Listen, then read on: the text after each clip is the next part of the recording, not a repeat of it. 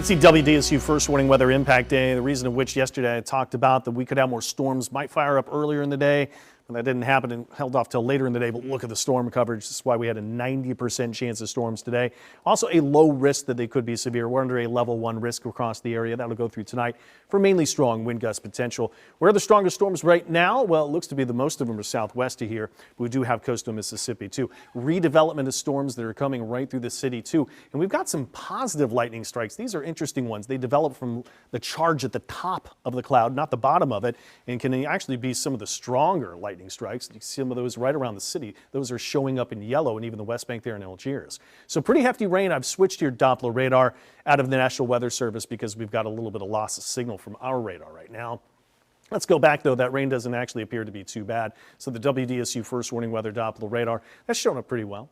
And we got some really hefty storms. Look at that cutoff. Homa, you're just getting hammered with some rain right now that is just filled in. A little slow creep eastward of that. Easily rain rates could be up 2, 3, 4 inches per hour. Cutoff, Raceland.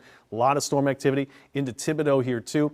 But let's not forget about coastal Mississippi. And we've got some storms that have moved into Bay St. Louis and Waveland right now that looks to be the worst of them, Delisle, and even farther east from there. What about the North Shore? We're also seeing a little bit of storm activity in the North Shore that is still steady rain and a couple of lightning strikes here too. So we'll continue to monitor that activity. All right, let's cover what we did for at least the storm activity today, or at least the recap the temperatures today. That's what I want to get to. Started off mild, muggy. Temperatures were in the 70s. Some of this actually rain cooled air, but most of us were 75 to near 80. We did make it to 94, fueling these strong storms right now. A lot of rain cooled air, so at least the dew point's still up, but we really don't have much of a heat index we'll go past. So we're in that typical summer pattern. Had a front ease in. It's stalled out across the region. You got some systems up high in the sky, and those are rolling through, giving us these complexes, clusters of storms, and we'll do it again tomorrow. Heat and humidity, more of those clusters of storms right along that front as it just kind of meanders and around, and the leftovers, the energy, and then the energy of all the heat and humidity that is still just here, giving us likely storm chances all the way through the week and through Father's Day weekend. Short-term forecast actually does show we may continue to rain through 9 to 10 and may not be completely done with the storm activity until about 11 o'clock and close to midnight.